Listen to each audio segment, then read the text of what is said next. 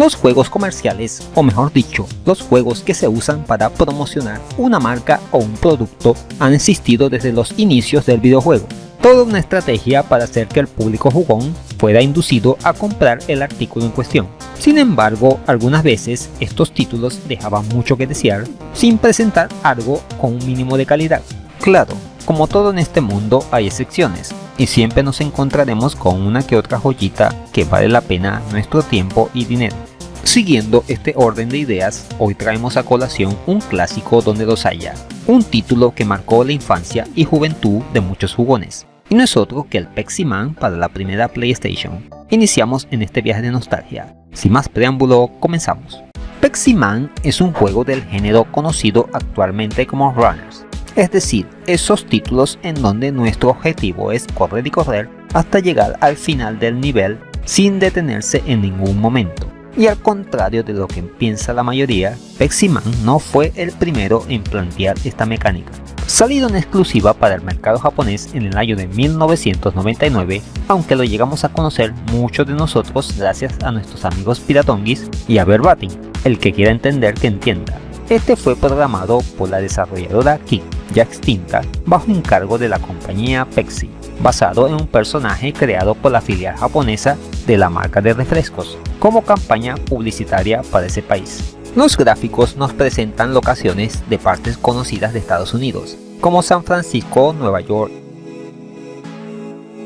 y Texas. Son una mezcla de polígonos con spray con una apariencia muy vistosa, muy coloridos y que aún a día de hoy se siguen viendo bien, sin la neblina en el horizonte típico de juegos de la época, aunque con algo de popping, que es cuando las cosas aparecen de repente a lo lejos. Los efectos de sonido cumplen muy bien y la música tendremos varias melodías de diferentes estilos, pero todas tienen el mismo coro o estribillo de Pepsi Man a cada rato. No molesta, pero parecieran que nos quieren lavar el cerebro.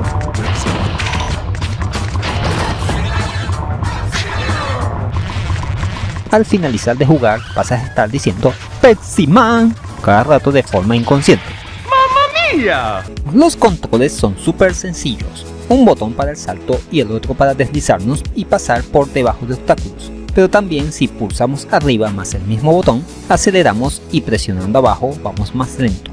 Ahora pasemos a lo más importante, el juego en sí. Al comienzo del nivel nos encontramos con personas que nos piden que las ayudemos. Así comienza la faena de Pepsi Man corriendo sin parar, atravesando toda clase de obstáculos, muchos de ellos de la misma marca Pepsi, en multitud de escenarios, cada cual más disparatado que el anterior. Y es que el juego no se toma nada en serio, y nos hace desplazarnos por fases que van desde áreas en construcción hasta alcantarillas o meternos en casas ajenas. Existen partes en donde cambiamos de perspectiva y esta vez nos dirigimos hacia la pantalla mientras somos perseguidos por un camión o una lata gigante de refrescos, o en otras llevamos un bote de basura encima que nos pone el control al revés e incluso manejando una patineta o arriba de un barril. A lo largo de las etapas están esparcidas unas latas de Pepsi que al acumular cierta cantidad nos brindarán vidas adicionales. Tenemos un límite de tiempo para pasar los niveles. Podemos conseguir unos globos que nos marcarán un checkpoint para no tener que empezar desde un principio. En la parte superior derecha podemos ver cuánto nos falta para llegar a la meta. Y en la parte inferior el conteo de vidas, que al marcar 0 nos toca empezar el nivel desde un principio. Cada vez que pasemos una etapa, seremos recompensados con una bella y preciosa escena de video donde vemos al actor Mike Butters animándonos a beber Pepsi y comer fritangas hasta quedar diabéticos o morir de un infarto, lo que venga primero.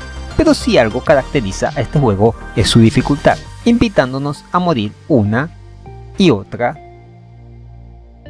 vez hasta lograrlo.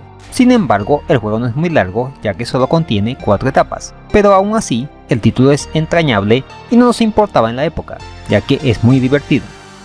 En conclusión, un divertido juego derivado de una famosa marca que, aunque nunca salió oficialmente, gracias a nuestros amigos piratonguis, muchos lo jugamos y disfrutamos, a pesar de su dificultad y mecánica de ensayo y error. Y eso es todo, amigos. ¿Qué te ha parecido revivir este clásico de la PlayStation?